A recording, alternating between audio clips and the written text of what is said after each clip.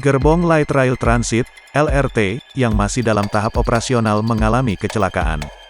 Kecelakaan tersebut terjadi di lintasan wilayah Kelurahan Munjul, Kecamatan Cipayung, Jakarta Timur pada Senin, tanggal 25 Oktober tahun 2021, siang. Eman Sulaiman, 32, warga setempat mengatakan kecelakaan LRT itu sekira pukul 12.30 waktu Indonesia Barat.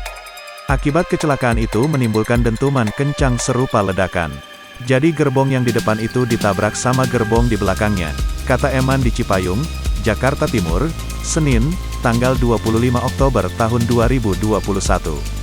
Pas kejadian itu kencang banget bunyinya, seperti ledakan, ia menambahkan. Belum diketahui pasti penyebab kecelakaan dan ada atau tidaknya korban. Tidak ada korban jiwa dalam kecelakaan gerbong LRT di Munjul, Kecamatan Cipayung, Jakarta Timur.